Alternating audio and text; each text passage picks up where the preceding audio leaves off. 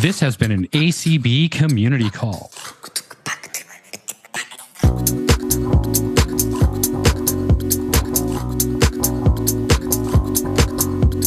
This Unmute Presents community call was hosted on Tuesday, March 12th, 2024.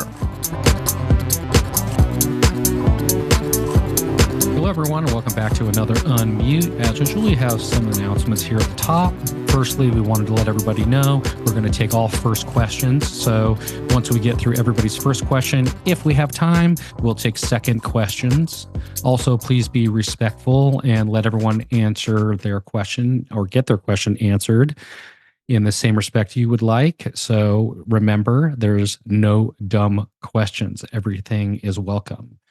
Also, I want to remind everyone tonight we have MacBytes with Bits at 8 Eastern. So check out today's community email for all of that information, as well as checking out the Bits website.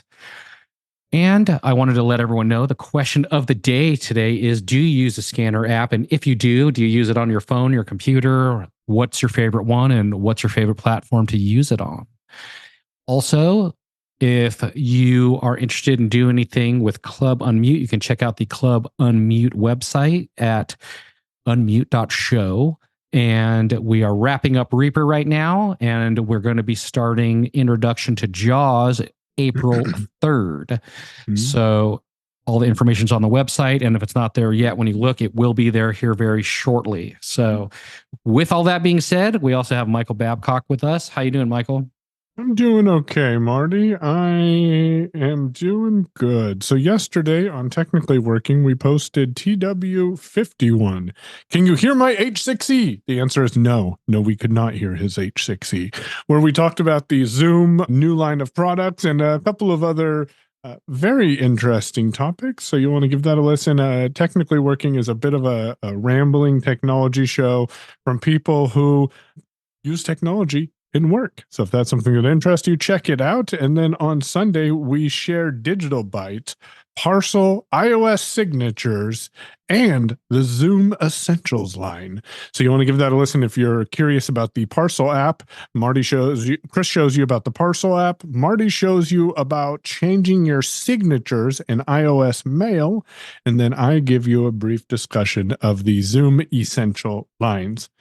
Braille Then and Now is a episode that comes out on the first Thursday of the month that Chris recorded called At Your Fingertips. You'll want to check that out for some history of Braille and how Braille has changed. This one she did by herself. The last one that she did last month was with a friend.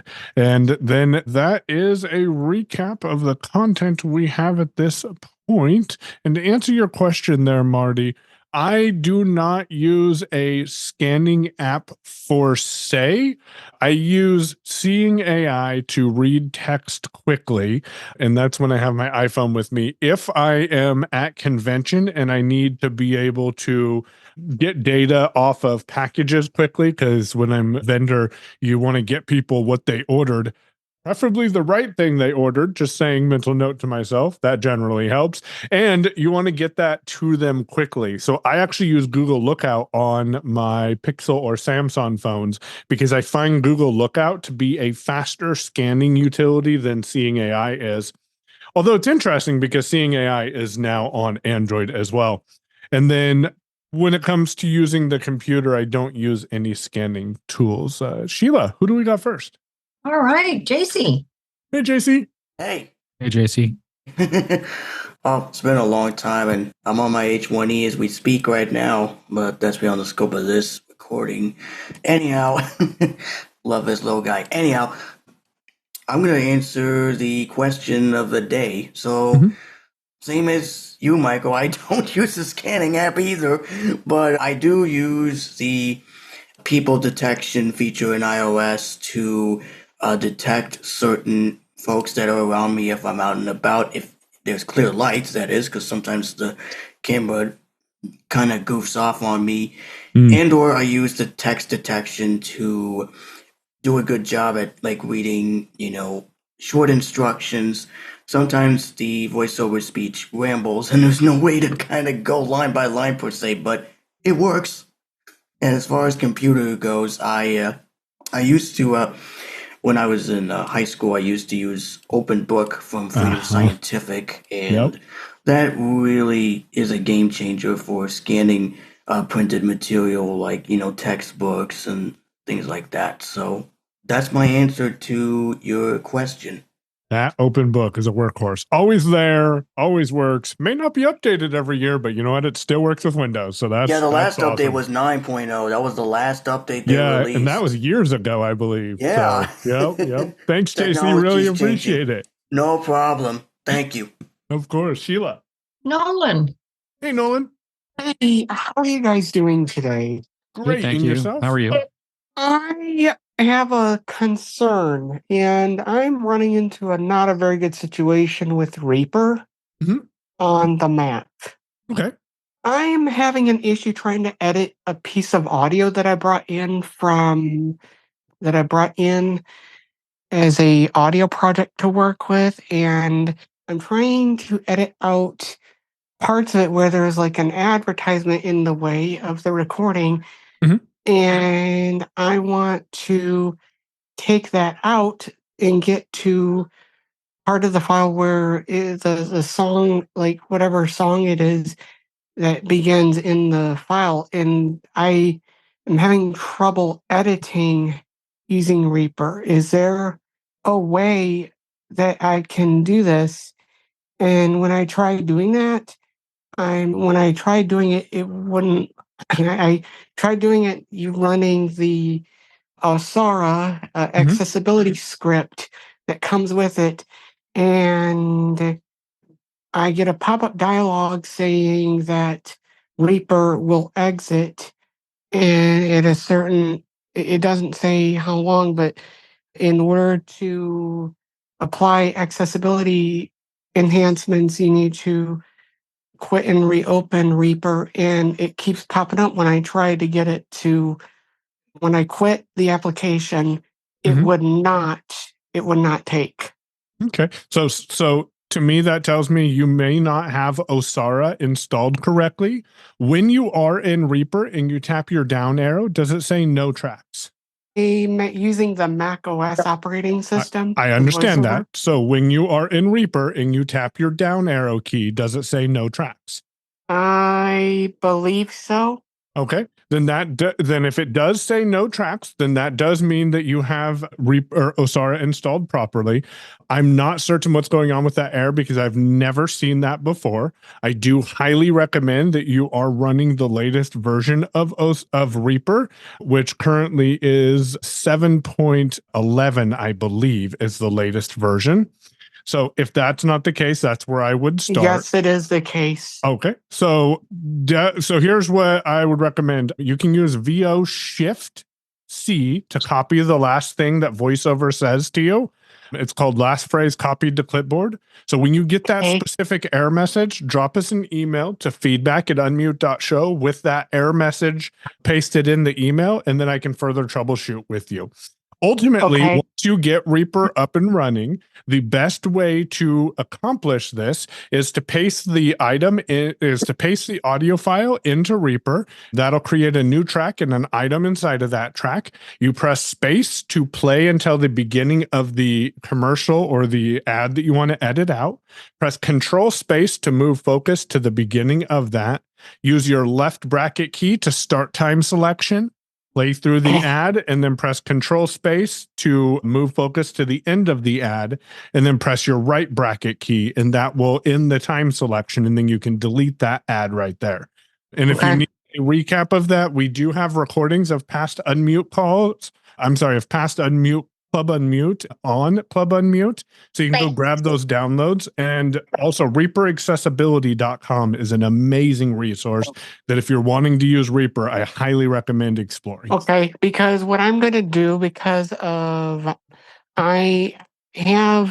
so pretty soon I'm going to be using it for like audio production stuff for my podcast, so that if I have episodes that need to be edited, I could use that instead of using a team member of my team to do it.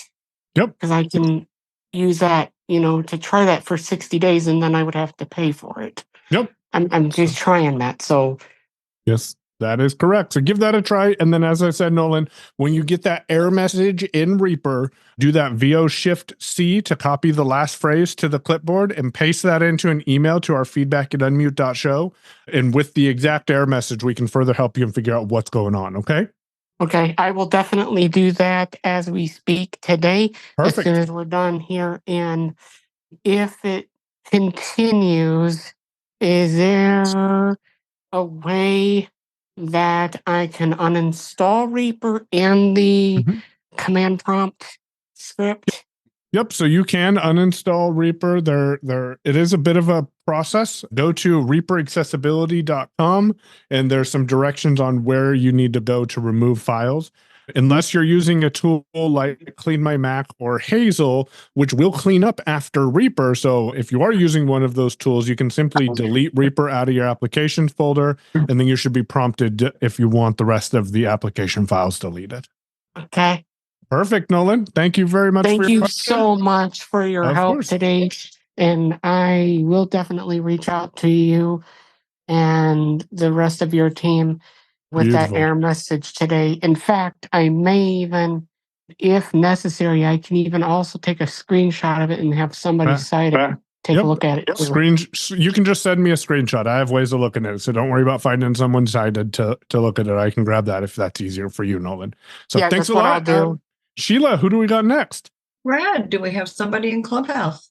Yes, we do. We have John on stage. Go ahead, John. Two Brads. Hey That's guys, scary. how's it going? Hey, Good. John. How are you, John? How's it going? That is funny.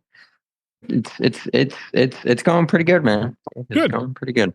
Good. Let's see. I'm trying to remember exactly what my question was. I did want to comment on the scanner thing that you guys were talking about at the beginning. I used to use an app called VB Scanner. I think that was from Voice. The guys that did Voice Stream. I believe so, at least. I used it. The last time I used it was in Alabama. I went to Montgomery because I'm a big fan of Hank Williams, and I went to the museum and I got some brochures, and I was able to scan that with VB Scanner, and it got the scans pretty good actually, and I was actually very pleasantly surprised. I kind of want to try it against Seeing AI and see which one has the better results, and I also have a Pixel as well, so I might try that with Google Lookout too to see, kind of do like a battle of the scanners. That might be interesting. So I don't know, John, if you heard the news, but Seeing AI is now on Android as well. So it might even be worth downloading that to Android to see if the experience on iOS and Android is any different too. Yeah, and it's funny because I do like to do stuff like that. I like to kind of compare, the different ways that UIs are laid out between the different OSs. It's really interesting. Yeah. Let's see. As far as the questions, I also had a Reaper question, and mine is about inserting instruments onto tracks. I also use Reaper for Mac because I'm trying to get away from Logic a little bit because there's so much interacting, and I feel like Reaper is a lot faster when getting stuff done. Whenever I try to insert, because I use Complete Control, and whenever I try to insert Complete Control instrument, it always pops up this dialog that says something about that it can't scan one of the contact library, which is weird because Logic handles it just fine. So I don't know if I have to reinstall Reaper. Maybe it's very weird. So in that instance, what it might be worth. So full transparency. When I'm teaching Reaper, I'm teaching it from a podcaster's perspective. I am definitely not a musician, but the first thing I would try is, number one, go into your preferences with Command P. Under General, go ahead and make a backup of your settings, because there's an option to make a backup so you don't lose any of those settings, and save that to your downloads or somewhere. And then at that point, you can reset your Reaper settings and see if that fixes it.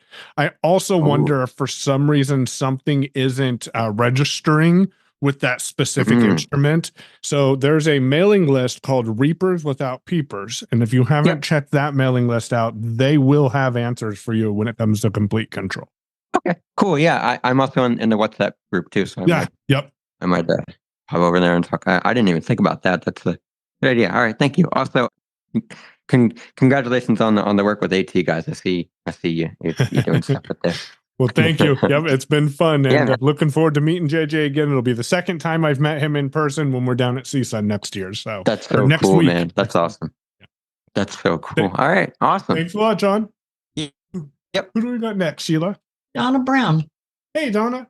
Hey, Donna. How are you? Hello, everyone. So I kind of came in late, but I figured out the question. It wasn't too hard. On my iPhone, it depends what I'm doing, but most of the time I do use VD Scan. I purchased that when I was still working. My job, I felt like I needed to have just about every scanning app there was available at the time because I was going out into the schools and I needed to show, how these apps were used. So, but most of the time I do use VD Scan. Sometimes I use Seeing AI, but most of the time VD Scan, well, sometimes I want to save what I've done too, and so it's easier and it's set up right with my Dropbox and all that kind of thing.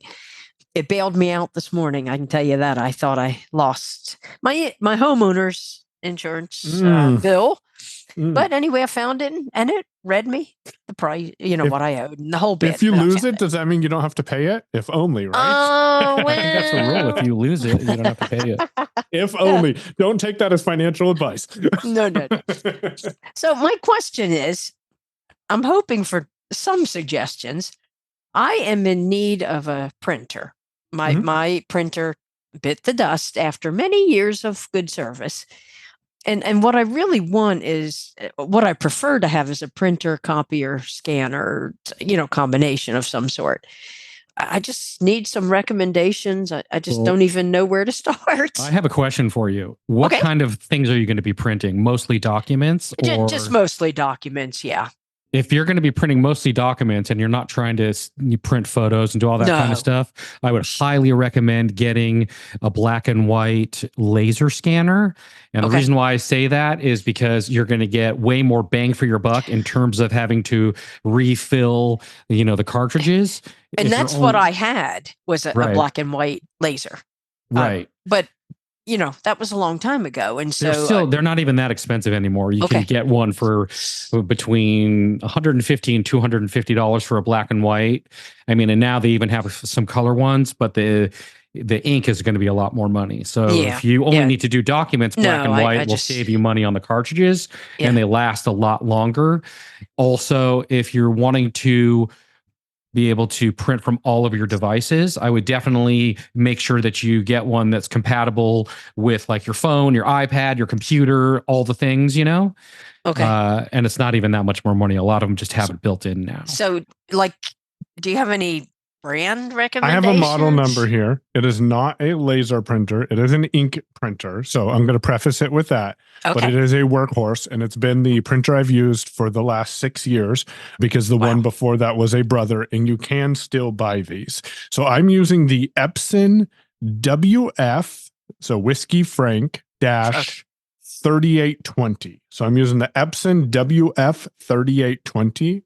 What I like about that is it is AirPrint compatible. So once you get it connected with the fairly inaccessible touchscreen, so that is a caveat, is it does have a fairly inaccessible touchscreen. I highly recommend. I was able to set it up with Ira. So if that makes any difference, you can use Be My Eyes or Ira to set it up. But once you get it set up, you can log into the web portal and initiate scans from there. So you can just download the PDF file if that's something you need to do. You can also print from any of your devices at your house that's on the same Wi-Fi, and it does give you the capabilities. I don't use this because I don't trust it, but it does give you the ability to set up an email address so you can email documents from your phone to the printer and it will automatically print those out for you. That's if you're away from your house. If you're in your house, you can use your same network to just print right to the printer. Oh, right. Yeah.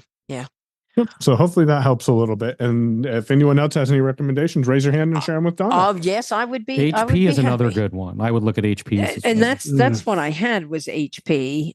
That was the one I had. I just didn't know if there was any specific ones because I really would like one if it still had buttons on and So the Epson one that I recommended, it does have a touchscreen to interact with it, but it does have buttons you can use to navigate the touchscreen. Oh, okay. Okay. So thanks a lot. Thank you. Of course. All right, Beth. Good morning, Beth. Okay. Hi. Hope you guys are having a good day. Yep. Yeah, I have a question like about like playlists on YouTube. Like if I use Ponte's media downloader, it somehow would not download the whole playlist because like you know how YouTube they take videos off, you know, like I have a playlist of game shows and then get the game show bloopers, the funny, you know, how they play different funny parts. So and like just say I might want to download it, say to MP3, and I tried to download another playlist, but it won't. It's something about cannot download videos, or I would have to do something else. I forgot, but it should be I should be able to put it to MP3, right? You should be able to. And unfortunately, I don't use Ponzi's. I know a lot of people that do. In this instance, what I would do in your case, Beth, is I would reach out to their support team and ask them, hey, why can't I download this playlist with your software? And they should be able to assist you. That's a tool that I don't have any experience with using. And okay, and I was wondering about Pages, like on the iPhone, the app, they have an app called Pages. Yeah, that's a Word. That's basically Apple's version of a word processor. It's like Apple's version of Word. Oh, so you can either do a blank document if you just want to have a blank sheet, you know, and just type in it. But it also has templates of all kinds of different things you could preload and label stuff, and it depends what you're doing. But it's basically a word processor. So I can put files, like write notes in there. I know there's a notes app, but I could write like. You could. Yeah, you can do anything you want. Just open up a brand new blank document and it'll just give you a space to type and you can just type away. Oh, it also saves it to the cloud. So, you know, if you have other devices like an iPad or a Mac computer, then you could pull up that same documents and you could work on them anywhere because it saves them to the cloud. Yep. Okay. Because I know there's an app Files. Does it save them to Files? Yes. It's okay. Sounds You can good. open files and access your page documents there. Okay. Perfect. Yeah. Thanks, Beth. And reach out to Ponzi's and maybe they'll be able to provide you with some further troubleshooting instructions. Okay. Okay, sure. Thanks. Perfect. Who do we got next, Sheila? Pam. Hey, Pam. Coffee. Hello. I'm doing okay. To answer the question of the day, oh boy, do I ever use scanning apps every day. I use, depending on what I'm doing, I use Seeing AI. I also use SuperSense, Envision, and Voice Dream. The Voice Dream, both the scanner and the Voice Dream reader. And I still have the, it's now called One Step Reader. It used to be called, KNFB Reader. FB Reader. Yeah, my brain's not working today very well, but anyway, I still have that one. I rarely use it now because as far as I'm concerned, it got really messed up several years ago and it just doesn't work as well now. But that's a personal thing. I just still occasionally will need to call on it for something. But so yes, I scan a lot of documents, mail and read books or article, whatever. But my question is, this is a brief, simple one, should be, I'm a little confused because I think I heard one of you say that on a Mac to copy is VO plus Shift plus If you're just copying text, it's just Command C. That's what I thought. So let me clarify that for you, Pam. Yeah, VO Shift C is copy last phrase to clipboard.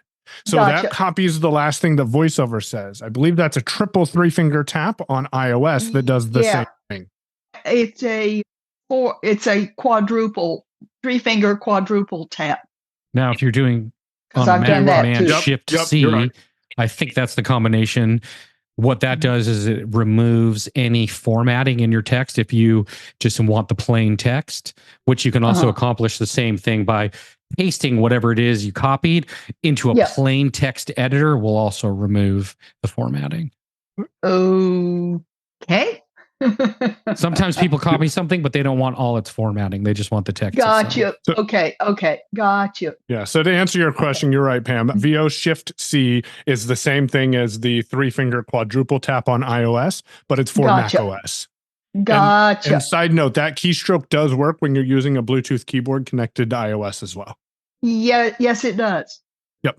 And while we're at it, about printers, what is the difference between a laser printer and a regular printer?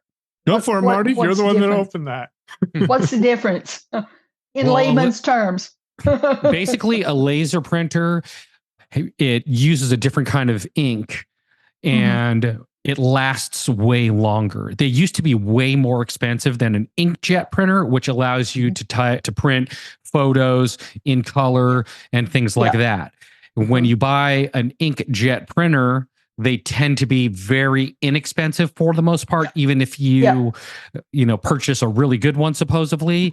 They're not that expensive, but the cartridges for them are usually ridiculous. I mean, you fill it twice and you've bought the thing twice already. That's why I asked, because I got so tired of having to replace my ink, and I don't do a lot of printing. Right. And so I hardly had a chance to use it at all. And I'd get the alert, low on ink. Right. Well, so maybe the average inkjet printer allows you to print on the average of about 300 copies. A laser printer, if you do black and white, will allow you to print about 1,200 copies. So if you're only doing documents, you don't need to refill it nearly as much, and the cost is a lot less. So, but that's only if you're printing documents. What you lose out on is color and being able to print photos and all that kind of stuff. Oh, yeah. So that's why it's important to know if you're only doing documents. But a lot of people will buy both just for the sake of, if they want to print a photo or something color, they have that option. But as a majority, if they're printing office documents, then the laser is going to last them way longer. So yeah. Okay. Thanks. Yep. Joe. Hey, Joe. How are you? Hey, good afternoon. So as far as scanning apps, I'm using Vision AI, use Google Lookout. Those are pretty much it. I actually wanted to ask Michael, so is Seeing AI, correct me if I'm wrong, is Seeing AI the app that was primarily an Apple for like the iPhones, and now it's coming over to Android? Yeah, so Seeing AI is the tool that Microsoft produced that has quick scan, document scan, product recognition, and 6 other modes that you can put it in. It was just iOS only, but earlier this year they brought it to Android. All right, that's so I can install that today. Yep. If I wanted to. Okay, cool. Yep. So my question really was this, and I hope you guys have some suggestions, because I have come up with zilch on my end. I have an exercise bike, stationary exercise bike from Bowflex, that when I had sight, I was able to use. And it has a very small, inaccessible digital readout that gives you all the stats, like your distance, revolution, speed, resistance, all of that. But it's inaccessible. There's no audible cue. So I'm looking for something to get myself back into exercising and using it again. I'm looking for something that can give me, at the very least, an audible kind of indicator for like how much distance I've gone actually on the bike. It has a USB port, does not have an audio jack like an AC jack. It has a USB port that I can connect to the digital interface of the bike. But I don't know of anything that's external that could give me like an audio kind of feedback of how far or how long, like how far I've gone on the bike. I would get an Apple Watch. Yep. Okay. That would be the easiest way, because you can set indoor cycling as one of your workouts. So the Apple Watch is able to track how far you've gone, and it's going to give you that information right there, and it will store that information on your phone as well. And ultimately, you don't need like the newest Apple Watch either. So you don't need to spend a lot of money. I actually have a Apple Watch on one of the blind cell blind buy, sell, trade list, if I can talk today, right now, that's an Apple Watch 6 and it's under $200. So you can get Apple Watches for low cost, and that will then keep the information on your watch. You can read it right there, or after your workout, you can go back to the health app on your iPhone and check out how far did I bike today, or how far did I bike on September 6th. You can go back and look at that historical data. And it has also Now- voiceover, so you can hear everything. And they have third-party apps as well. Like if you're really into biking and that's something that you prefer to do over most other things, they've got Strava, which is a really great bike app that allows you to show the distance. It gives you a whole bunch of crazy stuff. So Strava, can you spell that? Or I believe it's Strava. I want to say Strava.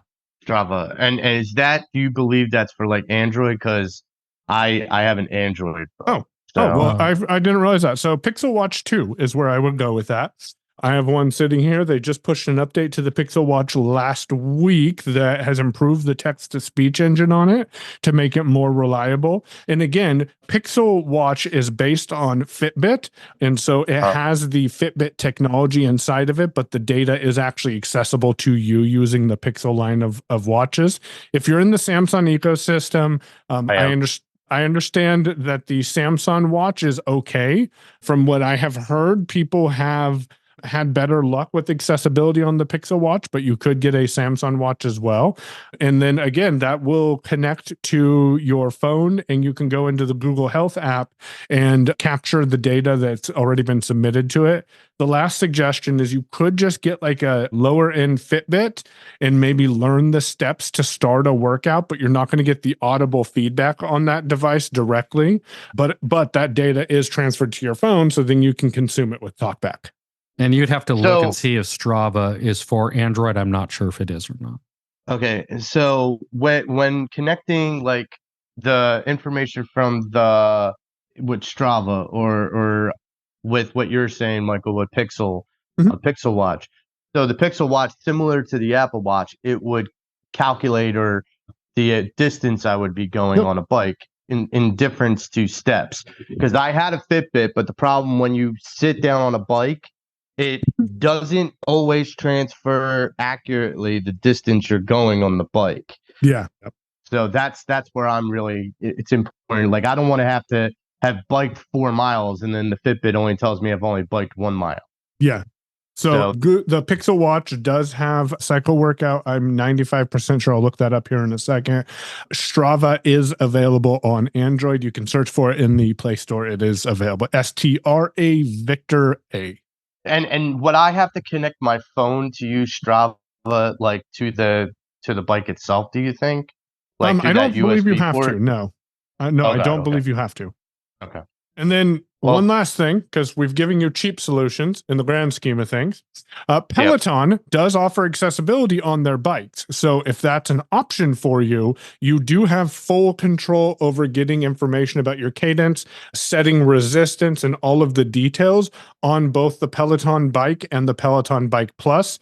The accessibility is better on the Bike Plus, but it is also typically about $1,000 more. But that's an option for you too. Okay. Thank you, guys. No Yep. worries. Good luck. All right, Brad, who we have in Clubhouse? We have Greg on stage. Go ahead, Hello, Greg. How are you? Hello, Michael. Hello, Marty. Hello, Hello. everyone. Sheila, Brad, everyone, the whole kit and caboodle here. Anyway, my question is regarding Messenger. So I use the Messenger app on my phone, and lately it's been telling me something about, do you want this to back up or store your messages or something? So I'm getting a message like that. So I don't know what to do about that. My other Messenger question was I noticed on the iPhone app, I can access my groups. And this is just a problem that has started happening in the past 3 or 4 months. I can access any groups that I'm in, such as I'm in a Dice Roller group on there. I'm in the ACB Next Generation Lounge for my affiliate that I'm in. And I can access those, but only through the phone, not on my PC, because I tried to do Messenger, when I want to make sure that I'm getting all my information tracked, I do try to type messages on the PC over my phone. The thing about backing up, if you're using your phone and it's asking you, do you want to back it up? Part of the reason why it would want you to back it up is if you lose your device and you want to bring all of your stuff back, if you have to get a new device, that it will be able to bring it back because it'll be saved in the cloud.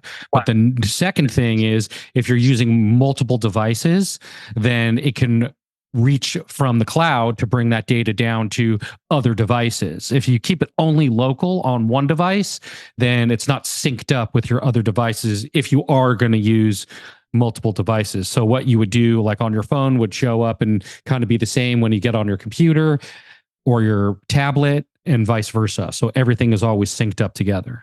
Okay. So, but this doesn't seem to be, I'll have to look at it again because it doesn't seem to be, that's not the question. And of course, I don't have the correct message in front of me that it's giving me, but it might be that. So. And then to answer your question about Windows, don't do it. I mean, unfortunately, that's not the right answer, but Facebook does not have the best reputation when it comes to accessibility of their platforms, unfortunately. So I don't have a great solution for you. The only suggestion I have is to possibly use a Bluetooth keyboard that can connect to your iPhone, since you can access those messages in the Messenger app, those groups, and then type your messages using a Bluetooth keyboard on your phone. Because I in full transparency, I haven't used Facebook in about 3 years now, 2 or 3 years now. So I can't give directions on using Facebook Messenger on the desktop. If anyone has feedback for Greg, please raise your hand, because I think that's important information. Greg, you're using JAWS? I am using JAWS, yes. Okay. So another solution would be to find out from Vispero if they have any suggestions or tips for interacting with Facebook Messenger. And you can get that information just by calling their tech support team, and they should be able to give you any sort of tips or suggestions for navigating that interface. Okay. Okay. Thank you, guys. I really appreciate your help. And yeah, I may just have to resort to using it on my phone. And I do have a Bluetooth keyboard, so I can do that. So thank you. No worries. Good luck. Appreciate it, Triple G. Have a good one. All right, Sandra. Hey, Sandra, how are you? Hi, I'm good. I'm bringing this up not for me. I've had no problem with this, but I have a friend who's very upset about it. And she claims it's the same thing has happened to another person. This is dealing with Microsoft.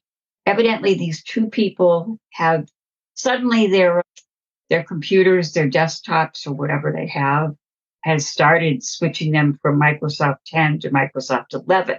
Okay. And when that happened, the one friend that I know, I don't know the other one, it's somebody she knows, she called me all shook up. She didn't want to go to Microsoft 11. She tried to stop the update. She couldn't. The end result, according to her, was she and this other person, their computers crashed. My friend had some computer guy come and look at the computer. It needs a new motherboard. He says he can't get one, so she's got to buy a all new computer. Has that happened to a lot of people? I never heard of this happening. I've never Go ahead, heard Michael. of the upgrade of Windows 11, the upgrade from Windows 10 to Windows 11 causing a motherboard to crash. That doesn't mean it hasn't happened before, but I have not heard of that happening. Marty? Typically, what could happen when somebody does an update of an operating system, if you have parts that are kind of on their way out, that could kind of push it over the edge, because what will happen is it makes your computer work really hard when you're updating the operating system, installing stuff, updating stuff, and doing all that. So it's not that it causes it to fail.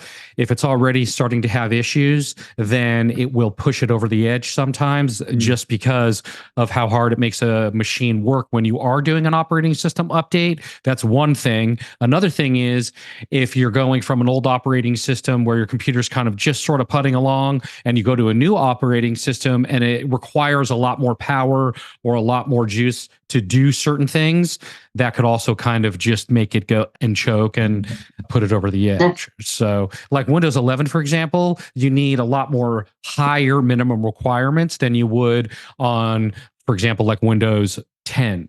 You can put Windows 10 on a much less powerful computer than you could where Windows 11 starts at. So it just depends on what they're doing, really. Now that being said, however, Marty, do you want to share your journey with Windows and where her friend might be able to get a decent Windows computer? Yeah, definitely. So if you are looking to get an upgraded computer, I would suggest going to Computers for the Blind. They have very, very cost-effective computers. You can update them in terms of hard drive. So the base always comes with 256 SSD, and all their computers come with SSD hard drives, as well as 8 gigs of RAM, but you can update that. So if you want to go to a 512 or a 1 terabyte on the hard drive, you could. If you want to update to 16 gigs of RAM instead of 8, you can do that. They definitely have grants and ways to make computers cost effective for you. If you're looking for something new, you can always ask for Windows 11, Windows 11 Professional. So I would check them out. They can definitely help you. They've got a year of JAWS. They've got JAWS training. They've got all kinds of great stuff going on there. So I would definitely check them out, and you'll get a great computer at a much cost-effective price than buying a new one retail. And you'll get the software you need. So I didn't realize you could update anything on that or whatever. But I mentioned that to my friend, and she's, oh, no, I'm not going to go. She's, her computer guy is finding her something. Okay. Well, when you do it that way, retail, do, you got to buy all that software on your own. So it's good to check them out. Right.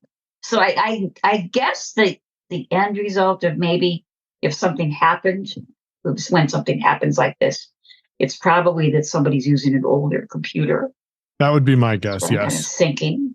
Okay. Well, their computer is at least 5 years old because Windows 11's been out for a couple of years. So it may have just been that time, like, because these things are not designed to last forever, though we would like them to be. If you get 5 years out of a computer, that's great. Most computers are considered obsolete after 5 years. Oh, yeah. I gave up on my computer that I bought in 2012, probably about a year ago. That was like slowing way down. And fortunately, I didn't have a problem going to Windows 11. If you bought a computer in 2012 and it worked great for you all the way till now, then you definitely got your money's worth out of that computer. There you go, Sandra. Well, thanks a lot, and hopefully that helps you a little bit. I appreciate it. Of course. Sheila, who do we got next? Jeff. Hey, Jeff. Hey, Jeff. Hey, good afternoon, gentlemen. A couple of things quickly. The 17.4 iOS update. If you haven't, have you guys noticed any, like I'm having some quirky stuff happening using Magic Tap to dictate. I haven't noticed that, but I've heard some people say that they're having some issues with Siri on the latest version and her not being as responsive. And so I've heard some quirks, but I have not had issues with 2-finger double tapping myself. Okay. And is there a resource for learning how to use Copilot on Windows 11? Like, is there a good resource for that? I wish. Not that I'm aware of. Jeff Bishop did a demonstration of it on the Tech Talk podcast. So you can search for that. I think he did that, probably 2 or 3 months ago, maybe 2 months ago. And then, of course, you always have the resource, since I presume you're using assistive technology, of reaching out to Microsoft Disability Answer Desk. And they may have some additional resources, since this is a Microsoft product. They can help you with learning how to use Copilot. All right. Jeff Bishop, Tech Talk podcast from a few months ago. All right. Yep. Thank you, gentlemen. Of course. No, thanks a lot. All right. Juliana. Hey, Juliana. Hey, Juliana. How are you? Oh, no, we don't hear you. Juliana, you're still muted. All right. We'll go to Sir Q. We'll come back to Juliana. Hey, Sir Q. How are you? Hi, guys. How are you? Fine. Thank you. So about the latest iOS update, I realized Siri doesn't give that kind of sound you press because I have a home button phone. So Siri doesn't give that sound, so you don't know if it starts like listening or not. So it's kind of annoying. Yes, it is. It only vibrates. So that's really annoying. But yeah, I just wanted to answer the question. I use Seeing AI read short text, and Vision 2 and PD scanner. So yeah, that's what I use. I find them very useful and use them like not daily, but very often to read the text on the packages and so on to know what to do with it. So yeah. Great. Very document. good. So thank you. And you're doing a great job. I love to hear this call. Thank you, Circu. Appreciate Thanks. it. And thanks for your input. Oh, thanks. All right, we've got 10 minutes, and you know that there's a show right after hours. Yep. So we probably want to end about 3 till. Yep. Anyway, you don't have any first timers, so we'll go back to JC. Hi, JC. Okay, there we go. I'm unmuted now. So I'm going to quickly answer the question on Beth's scanner recommendation. There is Brother Laser. You forgot that one. Brother is a good brand. There's also All-in-One, which includes a scanner, printer, and a fax machine. Gosh, who remembers fax machines? My sister has one. I don't know. I think it still works, but I don't know the manufacturer nor the number. But you can look on Amazon. Amazon has good options, and also Walmart has good recommendations. Some come with a subscription. The one I looked at came with the subscription with a free trial, and others just come as a standalone with, like Marty said, cartridge and stuff. So best bet is to look on Walmart or Best Buy, or check your local reseller and or call them and ask them what recommendations they offer. Cool. Thanks, Perfect. JC. Thanks a lot, JC. Appreciate No problem. that. Your shows are awesome, and I really love your content. I listen to it as frequent as I can, and I love all the content you guys put up. So keep up the good work, guys. Thank you. Thanks, JC. Who do we got next, Sheila? Joe. Hey, Joe. Hey, so just like JC, I kind of had 2 follow-ups comments. I hope it doesn't come off like I'm disagreeing with you, Marty, but as far as like recommendations for the printer with HP and with the ink, I just bought a HP all-in-one printer, and nowadays I used to get the ink separately, and that would have really was not cost effective. But I think HP realizes that and has this program called Instant Ink that when you purchase a new printer like I did, they give you 3 months of Instant Ink. But Instant Ink doesn't just give you ink, it gives you paper, and paper is like gold if you're printing enough.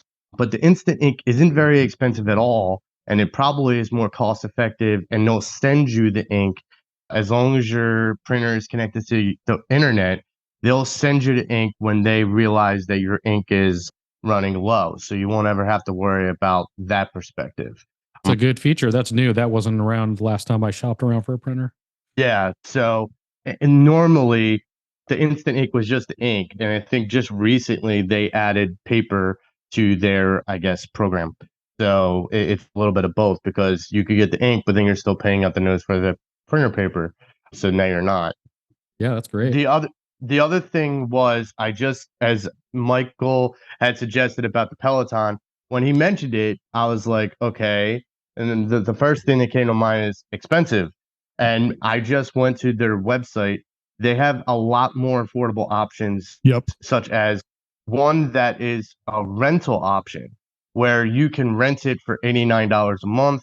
And then say it's tax season, say whether you do this now or in a couple months from now, you get a tax return that's decent. You can pay it off at any time. So there are definitely more affordable options out there for something like Peloton, which is accessible according to Michael. So yeah. And Peloton does have some accessibility documentation. So if you want to look that up, you can search Peloton accessibility. The only reason I know this is I used to work for Peloton, so I'm familiar with their accessibility options. And so exploring those rental is well worth it, especially when you think about, maybe I pay $70 a month for a gym membership, but all I'm using is the bike or the treadmill. Maybe I should get my own. So definitely worth looking at that. Well, one question, now that you bring that up, because one of the things it said was it has a touch screen. Is that still accessible? Yes. Okay. Yeah, so it's based on Android. So you double tap on things. They're using TalkBack on there. Okay, no problem. Thank you. Just wanted to leave that comment. Yep. Thanks a lot. Good luck. Thanks a lot. Got about 5 more minutes. Who do we got next? Beth? Hey, Beth.